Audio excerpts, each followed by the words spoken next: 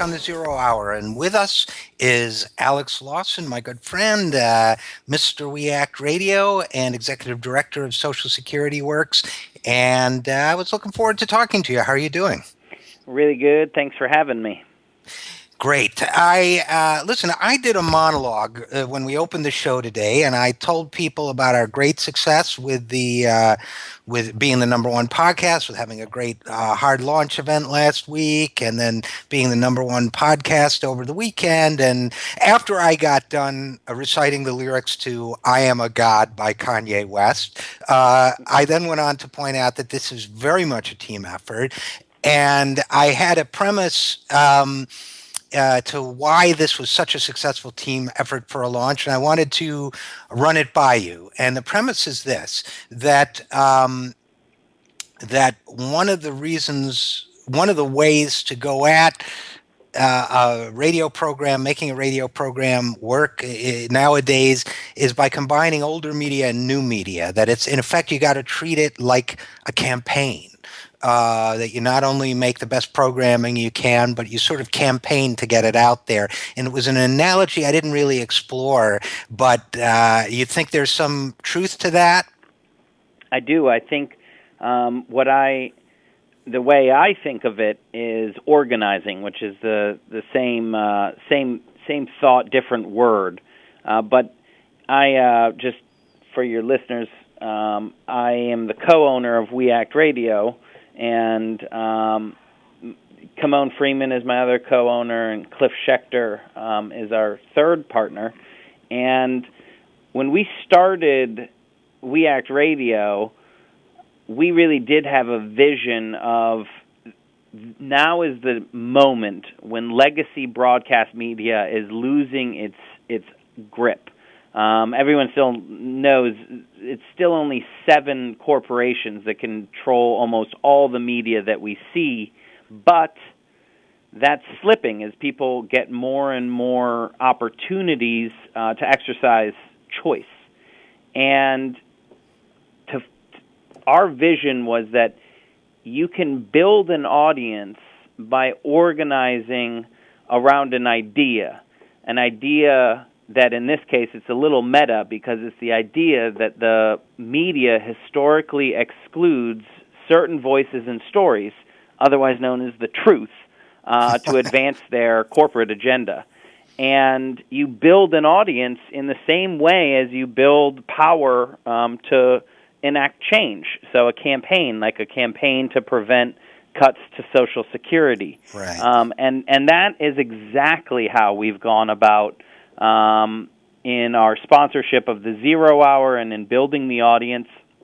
And I think, we've got a lot of work left to continue proving it, but debuting at number one on iTunes is a hell of a good start.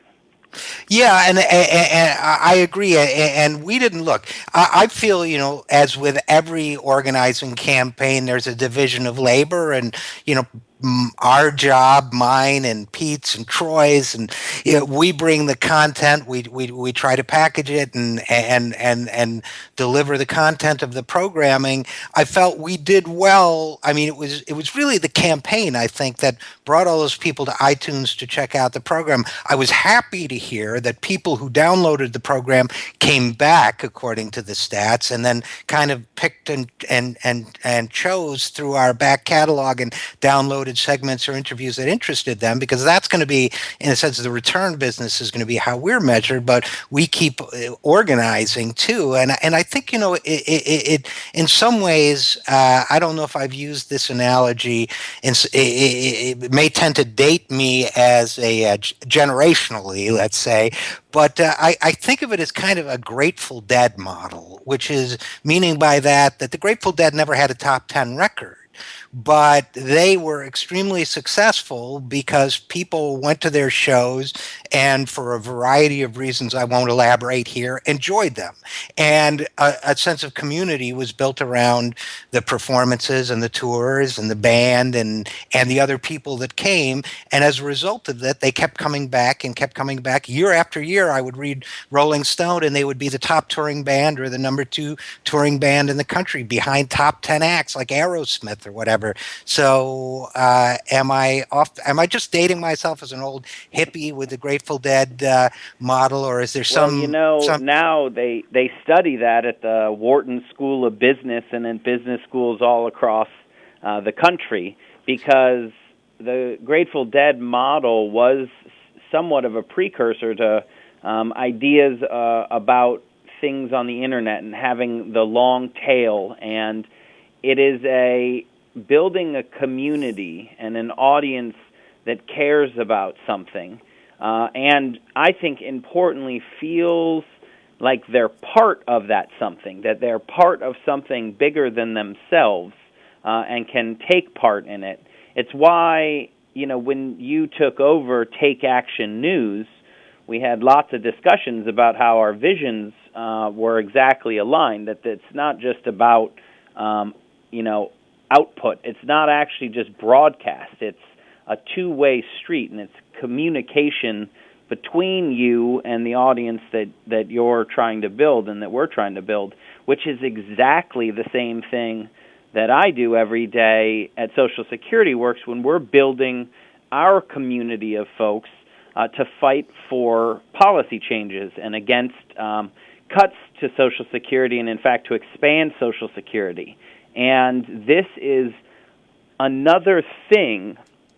The reason we sponsor the Zero Hour, the reason Social Security Works sponsors the Zero Hour is because our community model is perfectly aligned with your community model. This is something that the people who want to take action to protect and expand Social Security, they're hungry for real information, for the real story of what's going on. But they also want to be part of that. So it's connecting the storytelling with the action, and fostering that sense of community that really is a model for not only change, and we've seen that with great wins like beating back the chain CPI, the benefit cut known as the chain CPI, but also as a business model. You brought up the Grateful Dead, but if you actually look at most touring live bands right now, that's the only model that they can make money on because of the fact that the music industry and the labels are changing so quickly, that there's really a very tiny platform upon which the big acts can stand, and everyone else is making their money by traveling and touring around and playing at festivals and building up an audience that follows them around either literally or virtually. So it's definitely a model that works, and not only to build an audience to listen to the show, but to stay engaged. The best ideas that we get from at Social Security Works are from our people, right? They email us and call us and send us letters and say, "Have you thought about this?" So it's And that's really the way forward. And that's exactly what we hope to do on the next phase of our development of this program, too. So thanks so much for joining us. Alex Lawson, Executive Director of Social Security Works, one of the owners of We Act Radio, my good friend, and congratulations for a great job last weekend. And congratulations to you, Richard, and thank you so much. You bet. We will be right back after this. I am Richard RJ Eskow, and this is The Zero Hour.